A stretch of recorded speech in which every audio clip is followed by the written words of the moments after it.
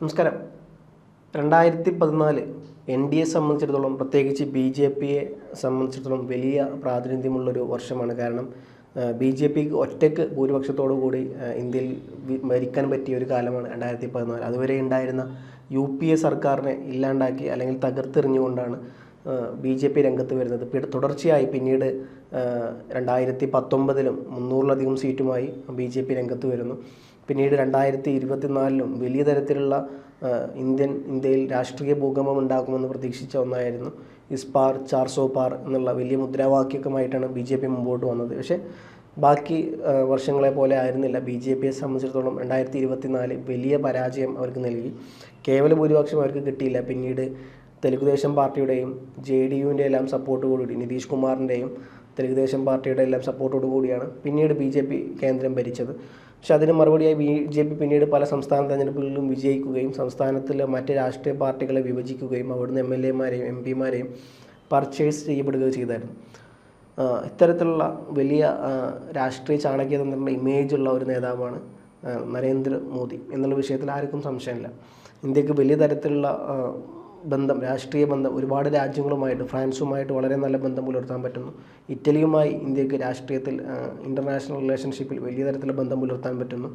അപ്പം പല രാജ്യങ്ങളുമായിട്ടും ഇന്ത്യക്ക് കൃത്യമായ ബന്ധം പുലർത്താൻ പറ്റുമ്പോഴുണ്ട്. അപ്പം അതേ സമയത്താണ് ഇന്ത്യയുടെ പ്രതിപക്ഷ നേതാവായി കഴിഞ്ഞ 10 വർഷത്തോളം ഇന്ത്യക്കൊരു പ്രതിപക്ഷ നേതാവ് ഉണ്ടായിരുന്നില്ല എന്നുള്ളതാണ് സത്യാവസ്ഥ.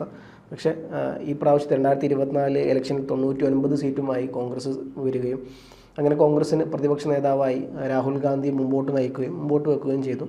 അതുകൊണ്ട് തന്നെ ഇന്ത്യയിലെ രാഷ്ട്രീയ എതിരാളി മോദിയുടെ അത് രാഹുൽ ഗാന്ധിയാണ്. അദ്ദേഹം പ്രധാനമന്ത്രി നരേന്ദ്രമോദിക്കെതിരെ വലിയ തരത്തിലുള്ള രൂക്ഷമായ ഒരു വിമർശനം ഉന്നയിച്ചു വിട്ടിരിക്കുന്നു. എന്നാൽ അദ്ദേഹം പറഞ്ഞ കാര്യം, വിദേശ നേതാക്കളെ കാണുമ്പോൾ ആലിംഗനം ചെയ്യുന്ന പ്രധാനമന്ത്രി നരേന്ദ്രമോദിയുടെ രീതി, ഇതാണ് ഇപ്പോൾ വലിയ തരത്തിലുള്ള ചർച്ചാ വിഷയമായിട്ടുള്ളത്. ഏത് നേതാക്കന്മാരെ കണ്ടാലും ഓടിച്ചെന്നുങ്ങാണ്ട് ആലിംഗനം ചെയ്യുക അല്ലെങ്കിൽ കെട്ടിപ്പിടിക്കുക, ഇതാണ് ഇപ്പോഴത്തെ ഇൻ്റർനാഷണൽ റിലേഷൻഷിപ്പ് എന്ന് പറയുന്നത് എന്നാണ് രാഹുൽ ഗാന്ധി പറയുന്നത്. ഇത് ഇടയായൊരു വേദി എന്നറിയപ്പെടുന്നത് കോൺഗ്രസിൻ്റെ പോഷക സംഘടനയായ രചനാത്മക് കോൺഗ്രസിൻ്റെ സെമിനാറിൽ വെച്ചാണ് രാഹുൽ ഗാന്ധി ഇത്തരത്തിലുള്ള പരിഹാസ്യ രൂപേണ കാര്യങ്ങൾ പറഞ്ഞത്. മാത്രമല്ല, വിദേശ നയം സംബന്ധിച്ച വലിയ തരത്തിലുള്ള വിമർശനം രാഹുൽ ഗാന്ധി ഇതോടൊപ്പം തന്നെ നടത്തിയിരുന്നു. വിദേശ നേതാക്കളെ കാണുമ്പോൾ കെട്ടിപ്പിടിക്കുന്നതാണോ ഇന്ത്യയുടെ പുതിയ വിദേശ നയം എന്നുള്ള രീതിയിലാണ് രാഹുൽ ഗാന്ധി ചോദിച്ചത്. ഇതുമായി ബന്ധപ്പെട്ട് പിന്നീട് അദ്ദേഹം ഷീലാ ദീക്ഷിത്തിനെ കെട്ടിപ്പിടിക്കുന്ന തരത്തിലെല്ലാം കാര്യങ്ങൾ കാണിച്ചിരുന്നു. ഇങ്ങനെയാണ് ചെയ്യുന്നത് എന്നുള്ളതും ഇതിന് മറുപടി സദസ്സിൽ നിന്ന് തന്നെ മറ്റാരൊക്കെയോ മെലഡി പറഞ്ഞായിരുന്നു. അപ്പം എന്തൊക്കെ രാഹുൽ ഗാന്ധി ആ വിഷയത്തിലും പറഞ്ഞായിരുന്നു. അപ്പം വലിയ തരത്തിൽ പ്രധാനമന്ത്രിയെ ആക്ഷേപിക്കുന്ന തരത്തിലോട്ടാണ് പോയത്. എനിക്ക് തോന്നുന്നു പലപ്പോഴും ഇന്ത്യൻ രാഷ്ട്രീയത്തിൽ രാഹുൽ ഗാന്ധിയുടെ പരാജയത്തിന് കാരണം അദ്ദേഹം ഉപയോഗിക്കുന്ന പല വാക്കുകളുമാണ്. ഇന്ത്യൻ സമൂഹം പ്രത്യേകിച്ച് ഇത്തരത്തിലുള്ള വാക്കുകളൊന്നും വലിയ തരത്തിൽ അംഗീകരിക്കുന്നതല്ല. എനിക്ക് തോന്നുന്നു 2014-19 ജയിക്കാനുള്ളൊരു കാരണം നരേന്ദ്രമോദിയെ ചായ്വാല, ചൗക്കിദാർ, ചോർ ഹേ, ഇത്തരത്തിലുള്ള പലതരത്തിലുള്ള പദപ്രയോഗം, കുടുംബ നേതാവ് അല്ലെങ്കിൽ കുടുംബമില്ലാത്ത ആളാണ് നരേന്ദ്രമോദി എന്നുള്ളത് പറഞ്ഞിരുന്നു RJD നേതാവ്.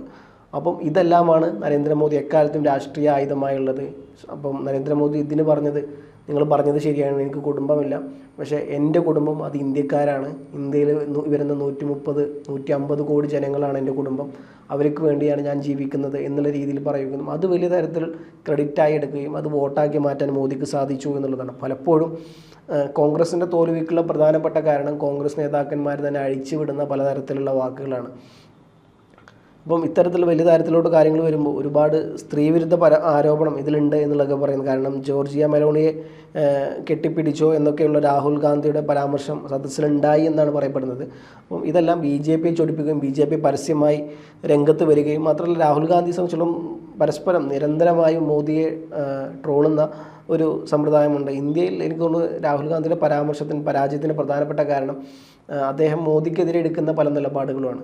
വിമർശിക്കേണ്ടോട് വിമർശിക്കണം, അംഗീകരിക്കേണ്ടോടത്ത് അംഗീകരിക്കണം. അന്ധമായി എല്ലാത്തിനെയും അംഗീകരിക്കുന്നത് കൊണ്ടാണ് പലപ്പോഴും രാഹുൽ ഗാന്ധി ഇന്ത്യൻ രാഷ്ട്രീയത്തിൽ പരാജയപ്പെട്ടിട്ടുള്ളത്.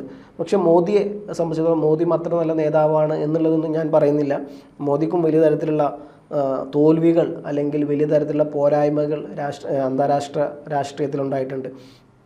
ഒരുപാട് കാര്യങ്ങൾ പറയാനുണ്ട്. അതിൽ വളരെ കുറച്ച് കാര്യങ്ങൾ മാത്രം പറയുന്നു. ഒന്ന്, ചൈനീസ് കടന്നുകയറ്റം, അതിർത്തിയിലെ നമ്മുടെ പരാജയവും. ഉദാഹരണത്തിന് വിദേശ നയത്തിലെ ഏറ്റവും വലിയ വീഴ്ചയായി നമ്മളിപ്പോൾ കാണുന്നത് ചൈനയോടുള്ള സമീപനമാണ്.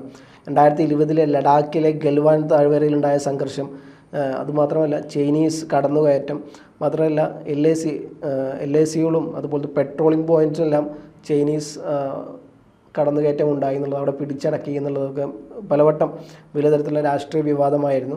മാത്രമല്ല അയൽ രാജ്യങ്ങളോടുമായുള്ള ബന്ധം, ഇന്ത്യ എക്കാലത്തും നെയ്ബർഹുഡ് ഫസ്റ്റ്, അതായത് അയൽവാസിക്കാരാണ് ആദ്യം എന്നുള്ള തരത്തിലുള്ളൊരു രാജ്യമാണ് ഇന്ത്യ. പക്ഷേ അതേ വിഷയവുമായി ബന്ധപ്പെട്ട് മാലദ്വീപിൽ നമുക്ക് എന്താണ് സംഭവിച്ചതെന്നുള്ളത്, മാലദ്വീപിൽ ഉയർന്നു വന്ന ഇന്ത്യ ഔട്ട് ക്യാമ്പയിനും ഇന്ത്യൻ സൈന്യത്തെ അവിടെ നിന്ന് പിൻവലിക്കേണ്ടി വന്നതൊക്കെ വലിയ തരത്തിൽ തിരിച്ചടിയായിരുന്നു. അപ്പോൾ തൊട്ടടുത്ത അയൽരാജ്യമായ മാലദ്വീപിൽ മോദി വന്നതിന് ശേഷം ഇന്ത്യക്ക് വലിയ തരത്തിൽ തിരിച്ചടി ഉണ്ടാകുന്നു. മാത്രമല്ല നേപ്പാളിൽ കാലാപാനി, അതുപോലെ തന്നെ ലിപു ലേക്ക് അതിർത്തി, ഈ വിഷയത്തിലെല്ലാം വലിയ തരത്തിലുള്ള പ്രശ്നം ഉണ്ടാവുകയും നേപ്പാളുമായിട്ട് പല വിഷയങ്ങളിലും നമ്മൾ കൊമ്പ് കോർക്കുകയും ചെയ്തായിരുന്നു.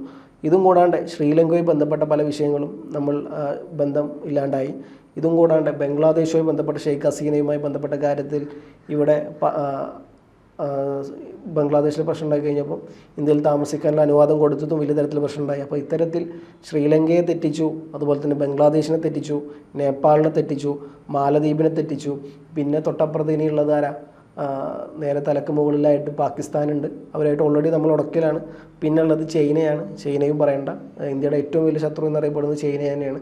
പാകിസ്ഥാനും ശത്രുവാണ്, പക്ഷേ പാകിസ്ഥാൻ അത്ര വലിയ ആയുധങ്ങളോ കരുത്തോ ഇല്ലാത്തതുകൊണ്ട് പാകിസ്ഥാനെ നമ്മളൊരു വലിയ ഇരയായി കാണാറില്ല എന്നുള്ളതാണ് സത്യാവസ്ഥ. ഇനി ഇത് കൂടാണ്ട് കാനഡയുമായുള്ള ഒരുപാട് പ്രശ്നങ്ങളുണ്ടായിട്ടുണ്ട്. അതിർത്തി പ്രശ്നങ്ങളല്ല, കാനഡയുമായിട്ടുള്ള നയതന്ത്ര വ്യത്യാസങ്ങളും, പ്രത്യേകിച്ച് ഖാലിസ്ഥാൻവാദി ഹർദീപ് സിംഗ് നിജ്ജാറിൻ്റെ കൊലപാതകവുമായി ബന്ധപ്പെട്ട് മുൻ കനേഡിയൻ പ്രധാനമന്ത്രി ജസ്റ്റിൻ ട്രൂഡോ ഉന്നയിച്ച ആരോപണങ്ങളും അതെല്ലാം വലിയ തരത്തിൽ പ്രശ്നത്തിലൂടെ പോയിരുന്നു. പിന്നെ മാത്രമല്ല അമേരിക്കയിലെ വധശ്രമ ആരോപണം, അമേരിക്കയിലെ ഖാലിസ്ഥാൻ നേതാവ് ഗുർപന്ത് സിംഗ് പന്നുവിനെ ഇന്ത്യൻ രഹസ്യ അന്വേഷണ ഏജൻസികൾ കൊല്ലാൻ വേണ്ടി ശ്രമിച്ചു എന്നുള്ള തരത്തിലുള്ള ആരോപണം. മാത്രമല്ല ഒരുപാട് കാര്യത്തിൽ ആഭ്യന്തര വിഷയങ്ങളിൽ അന്താരാഷ്ട്ര തലത്തിലുള്ള ചർച്ചയായ CAA, NRC, മണിപ്പൂർ, ഇപ്പോൾ ഏറ്റവും പുതുതായി വരുന്ന FCRA അടക്കമുള്ള പല കാര്യങ്ങളും, FCRAയിലൊക്കെ അമേരിക്ക അടക്കം പരസ്യമായി രംഗത്ത് വരുന്നത്. എന്നതിന് ഇന്ത്യ കൊടുത്ത നിലപാട്, ഇന്ത്യ കൊടുത്ത മറുപടി വളരെ ശക്തമാണ്. ഞങ്ങളുടെ ആഭ്യന്തര കാര്യത്തിൽ നിങ്ങൾ ഇടപെടേണ്ട എന്നുള്ള വിഷയമാണ് ഇന്ത്യ കൃത്യമായി മുമ്പോട്ട് വെച്ചത്. അപ്പം ആ വിഷയത്തിൽ ഞാനും അമേരിക്കയോട് യോജിക്കുന്നില്ല. കാരണം ഇന്ത്യയുടെ പോളിസി നടപ്പാക്കുമ്പോൾ അതിൽ വേറെ രാജ്യം ഇടപെടേണ്ടതില്ല, അത് ആഭ്യന്തര കാര്യങ്ങളാണ്. അമേരിക്ക അവരുടെ ആഭ്യന്തര കാര്യങ്ങളിൽ ഇന്ത്യ ഇടപെടാറില്ല. അപ്പോൾ ഇത്തരത്തിൽ ഇന്ത്യയുടെ ആഭ്യന്തര കാര്യങ്ങളിലും അമേരിക്ക ഇടപെടേണ്ടതില്ല എന്നുള്ള നിലപാട് തന്നെയാണ് എനിക്കും. മാത്രമല്ല CAA, NRC, അതേപോലെ കർഷക സമരം, പൗരത്വ ബില്ല്, മണിപ്പൂർ കലാപം അടക്കമുള്ള പല വിഷയങ്ങളിൽ അന്തർദേശീയ തലത്തിൽ ഇന്ത്യയുടെ പ്രതിച്ഛായ വലിയ തരത്തിൽ ഇടിഞ്ഞു എന്നുള്ള സത്യാവസ്ഥയാണ്. മാത്രമല്ല മോദി വന്നതിന് ശേഷം പലപ്പോഴും ചേരിചേരാ നയത്തിൽ നമുക്ക് NAM, നോൺ അലൈൻമെൻറ്റ് മൂവ്മെൻറ്റ് എന്നുള്ള ഒരു ചേരിചേരാ പ്രസ്ഥാനമാണ് ഇന്ത്യ എക്കാലത്തും. അത് USSRൻ്റെ റഷ്യ ആയാലും അമേരിക്ക ആയാലും കൃത്യമായിട്ടുള്ള ഒരു സിദ്ധാന്തം എക്കാലത്തും കീപ്പ് ചെയ്ത ഒരു രാജ്യമാണ് ഇന്ത്യ. അത് ഫലസ്തീൻ ഇസ്രായേൽ വിഷയത്തിലായാലും എല്ലാ വിഷയത്തിലും, ഗാസ വിഷയത്തിലെല്ലാം കൃത്യമായിട്ടുള്ള നിലപാട് പറഞ്ഞിരുന്നു ഇന്ത്യ. ഇപ്പം അതിൽ നിന്നെല്ലാം വലിയ തരത്തിലുള്ള വ്യതിയാനം ഇന്ത്യക്ക് സംഭവിച്ചു എന്നുള്ളതാണ് സത്യാവസ്ഥ. എന്തായാലും മോദി രാഷ്ട്രീയത്തിൽ വലിയ ചാണക്യതന്ത്രനാണ്. പക്ഷേ ഈ പറഞ്ഞ പോലെ ഇൻ്റർനാഷണൽ റിലേഷൻഷിപ്പിൽ ഞാൻ മോദിയെ അത്ര വലിയൊരു സക്സസ്ഫുള്ളായ പേഴ്സണായി കാണുന്നില്ല. പക്ഷേ ഇത്തരത്തിൽ മോദിയെ വിമർശിക്കാൻ എല്ലാവർക്കും അധികാരമുണ്ട്. പക്ഷേ ഇത്തരത്തിലുള്ള അവഹേളന അല്ലെങ്കിൽ വ്യക്തിഹത്യ ചെയ്യുന്ന തരത്തിലോട്ടുള്ള കളിയാക്കി പോകുന്നതിനുള്ള കാര്യത്തിലൂടെ വരുമ്പം ആ ഒരു ഇമേജ് ഇല്ലാണ്ടാക്കുന്നത് മോദിയുടെ ഇമേജ് അല്ല, മോദിയുടെ ഇമേജ് 10 മടങ്ങ് കൂടുന്ന കാര്യത്തിലോട്ടും രാഹുൽ ഗാന്ധിയുടെ ഇമേജാണ് അവിടെ തകരാൻ പോകുന്നത്. അപ്പം രാഹുൽ ഗാന്ധി പലപ്പോഴും വാവിട്ട അദ്ദേഹത്തിൻ്റെ വാക്കും പ്രവൃത്തികളെല്ലാമാണ് കോൺഗ്രസിൻ്റെ ഏറ്റവും വലിയ വിനയായിട്ടുള്ളത്. അത് തെരഞ്ഞെടുപ്പിലായാലും ശരി. അപ്പോൾ ഏറ്റവും ഉദാഹരണം പറയുകയാണെങ്കിൽ ഹരിയാന തെരഞ്ഞെടുപ്പിൽ ആം ആദ്മിക്ക് 1-2 സീറ്റോ കൊടുത്തിരുന്നെങ്കിൽ വലിയ തരത്തിലുള്ള പരാജയം അദ്ദേഹത്തിന് ഉണ്ടാവില്ലായിരുന്നു. പല കാര്യങ്ങളിലും പല മുന്നണികളിലും സീറ്റ് വിട്ടുകൊടുക്കില്ല. കോൺഗ്രസ് ഒരുപാട് സീറ്റിൽ മത്സരിക്കും, അതിദയനീയമായി പരാജയപ്പെടും. ഇതാണ് എക്കാലത്തും കോൺഗ്രസിൻ്റെ ഒരു പ്രത്യേകത എന്നറിയപ്പെടുന്നത്. അപ്പം കോൺഗ്രസിനെ അടിമുടി മാറ്റാനും വിദേശ നയത്തിൽ ഇന്ത്യയുടെ കൃത്യമായിട്ടുള്ള വിദേശ നയം വേണം, അത് കൃത്യമായിട്ടുള്ള ഒരു പ്രതിപക്ഷം എന്നുള്ള രീതിയിൽ അത് ചൂണ്ടിക്കാണിക്കുക എന്നുള്ളത് രാഹുൽ ഗാന്ധിയുടെ കടമയാണ്. പക്ഷേ അതിന് ഇത്തരത്തിൽ ഒരു പ്രധാനമന്ത്രിയെ കളിയാക്കിക്കൊണ്ടുള്ള ഒരു നിലപാടല്ല രാഹുൽ ഗാന്ധി എടുക്കേണ്ടത്. എന്തായാലും ഇതുമായി ബന്ധപ്പെട്ട് BJP പരസ്യമായി രംഗത്തെത്തിയിട്ടുണ്ട്. വരും ദിവസങ്ങളിൽ കാത്തിരുന്ന് കാണാം എന്തായിരിക്കും ഇനി കോൺഗ്രസ് ഇതിന് മറുപടിയായി കൊടുക്കുന്നത് എന്നുള്ളതും. ഇന്ത്യൻ വിദേശ നയത്തിൽ ഇനി എന്തെങ്കിലും മാറ്റം ഉണ്ടാകുമോ രാഹുൽ ഗാന്ധിയുടെ ഒരു പ്രസ്താവനയോടുകൂടി, ഏതൊക്കെ തരത്തിലായിരിക്കും ഇനി മോദിയുടെ നീക്കങ്ങൾ എന്നുള്ളതെല്ലാം കാത്തിരുന്ന് കാണാം.